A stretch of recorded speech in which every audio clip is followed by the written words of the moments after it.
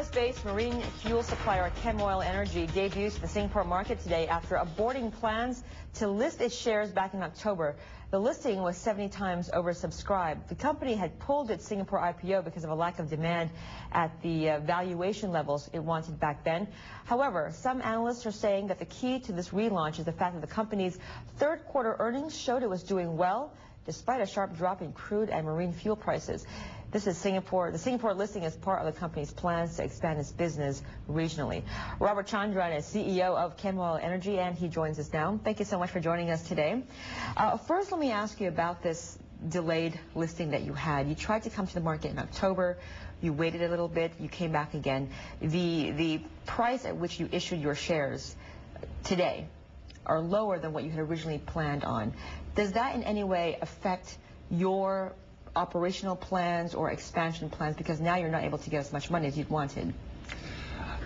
That's true. But I think we're going to raise another $200 million in the debt market, and with that we'll have $300 million to invest, and which will put us back into the target of our investment plans. Okay, sorry, Singapore dollars or U.S. dollars? U.S. dollars. U.S. dollars. Okay, great. What will you be using this money for? We are doing backward integration into buying terminals, building terminals in Singapore and Fujairah and the Middle East and Panama. So mainly for those purposes, plus barges for distribution. Okay. Now, one of the things that helped get the IPO to market this time around was sort of building this investor confidence by reporting your third quarter earnings. Can you give us a sense of how the fourth quarter, or, you know, let's skip that. Let's go straight to 2007. Give investors a sense of what you see happening in 2007 in the marine fuel business.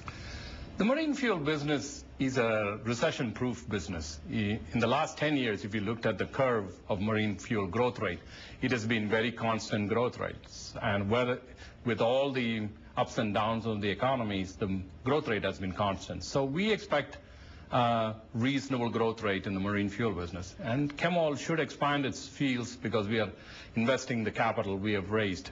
And so we should have a significant growth rate in 2007. Is there any concern, though, that, you know, on the one side we are seeing trade links expanding, a lot more ships traveling back and forth, a lot more ships being built as well. There's some concerns that we could be near the peak in the shipping business because of an oversupply of boats out there. Does that have any knock-on effect on what you want to do? Actually, the trade has grown substantially. If you look at China has become a center of manufacturing center for the Western world. The more manufacturing is done in China, there are more raw materials coming into China and the more products are going to the Western world, which are a lot of miles traveled. So this brings the transportation industry are doing very well on that process. Okay. Now you of course sell marine oil and marine fuel, I should say. To what extent then are you watching what's happening in the crude oil markets and what OPEC wants to do? Where do you see crude prices next year? The crude prices have a direct impact on our sales price because fuel oil prices move up and down with crude prices. Going to next year, crude oil prices. The general consensus in the industry, your technical guys and others, there is going to be a softening effect on the crude oil because of general softening of the economy around the world. And you can see recently crude has been trying the low of 58 and high of 63, and it's going back and forth.